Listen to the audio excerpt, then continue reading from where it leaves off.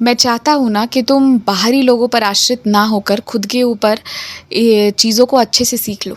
तो मैं मालिश करने का मैं इतना अच्छा तरीका अब सिखवाने वाला हूँ कि तुम खुद ही रोज़ सोने से पहले ऐसा करके सोना।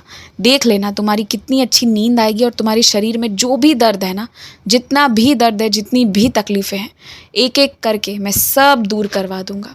तुम बस मुझ पर भरोसा रखो और मैं जो जैसे सिखाता जाऊँ ना, घबराओ मत।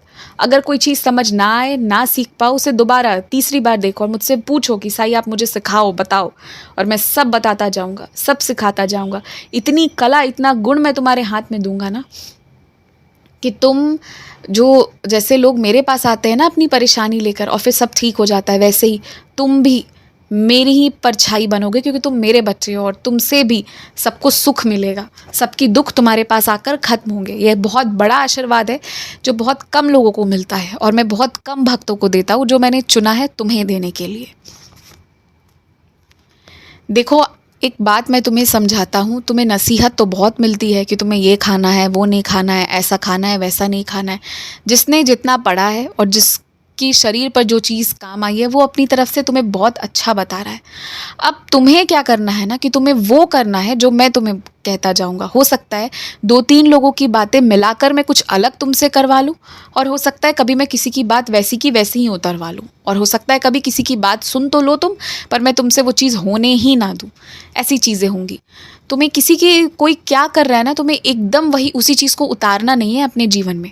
तुम्हारा शरीर अलग है और इस वक़्त ना मैं तुम्हारे शरीर पर, तुम्हारे मन पर ध्यान दे रहा हूँ, और मैं चाह रहा हूँ कि तुम पे ऐसा तुम्हारे साथ मैं काम करूँ कि तुम पूरी तरह स्वस्थ हो जाओ, खुश हो जाओ और इतने सकारात्मक हो जाओ, इतने सकारात्मक हो जाओ, इतनी तुम्हारे अंदर अच्छी वाली ऊर्जा हो ना कि तुम्हारे इर्द-गिर्द के लोग जो तुम्हें डाँटते हैं, खराब बोलते हैं ना, वो तुम्हारी ऊर्जा की वजह से डर जाएँ। तुम्हें बोलने ही ना आए। मैं ऐसी तैयारी करवा रहा हूँ। तो तुम मेरी लीलाएँ अब देखते जाओ। घर में जो जीव-जंतु आ गए हैं, चींटियाँ आ गई हैं, चूहे आ गए हैं, किसी को मारना मत और बिल्कुल परेशान मत होना। कुछ नुकसान नहीं होगा, सब अपने आप से चले जाएँगे।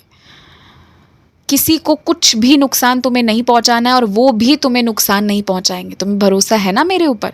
बस मैं जो तरीका बताऊँ, उस तरीके से उन्हें घर से तुम्हें बाहर निकाल देना है और बिल्कुल परेशान नहीं होना है।